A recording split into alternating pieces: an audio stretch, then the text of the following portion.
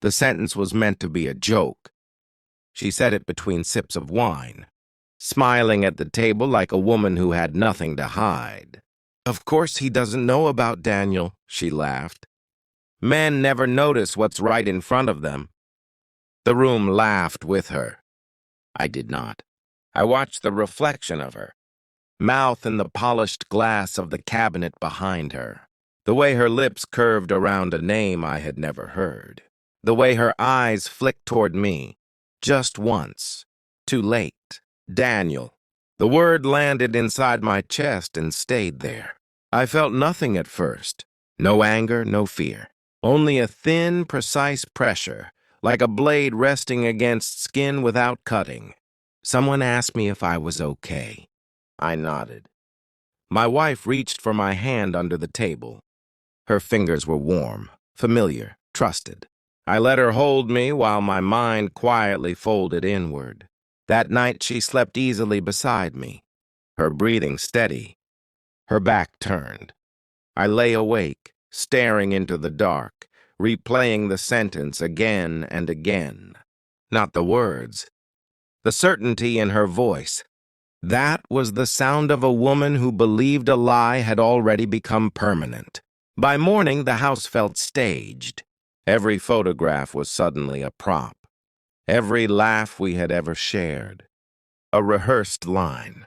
I watched her make coffee, humming, barefoot on the tile. The same woman who once cried when I forgot her birthday. The same woman who had said she loved me in a hospital hallway when my father died. And now, a name I did not know lived between us. I did not ask her about Daniel. Asking would have turned suspicion into theater. And I needed truth, not performance. Instead, I listened. I noticed how her phone never left the counter face up anymore. How she typed with the screen angled away from me. How she left the room to answer certain calls, lowering her voice like prayer. At dinner, she spoke less. At night, she touched me more. Guilt wears many costumes. I told myself there could be another explanation. A coworker, a cousin, a harmless secret. But the sentence at the party had not been harmless. It had been careless. Carelessness comes from comfort, from thinking you will never be caught.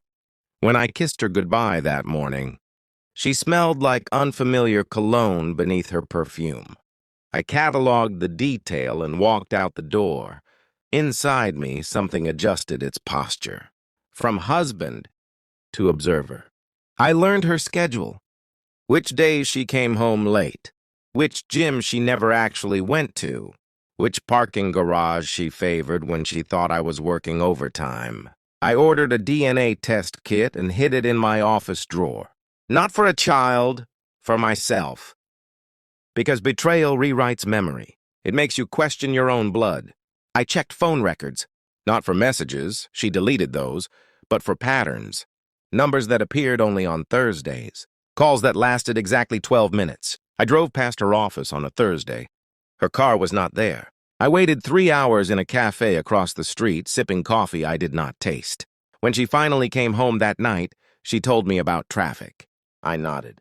At home, I practiced breathing evenly. I practiced being normal. I practiced not looking at her the way a man looks at a stranger who knows his secrets. Every night, my mind replayed the same image. Her mouth forming the name. Daniel. I imagined his face. Young. Confident. Unaware that he existed only because she had misplaced a sentence. I told myself not to rush. Truth reveals itself best when it believes it is safe. The DNA results came first. Not about a child. About me. My wife had once confessed she cheated.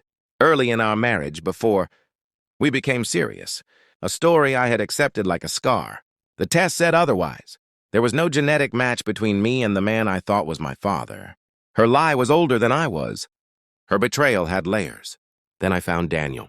A real estate agent, divorced, 38. The phone number matched. I printed the records, the photos, the test results. I placed them neatly on the kitchen table one evening while she showered. When she came out, towel around her hair, she froze. "What's this?" she asked. I did not raise my voice. "I already know," I said. She sat down slowly. Her mouth opened, closed, Opened again. Please, she whispered. It didn't mean... I slid the DNA report toward her.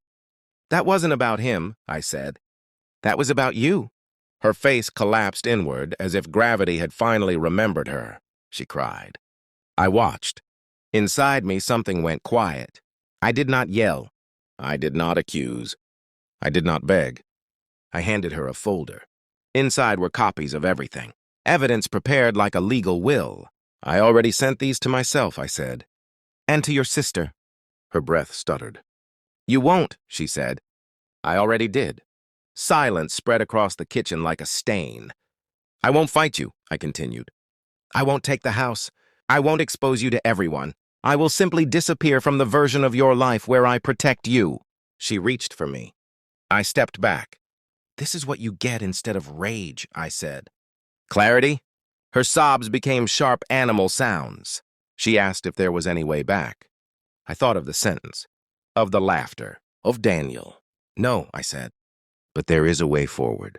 For you without me. I packed one bag. I did not look at the photographs on the wall. They were already fiction. Now I live somewhere she does not know.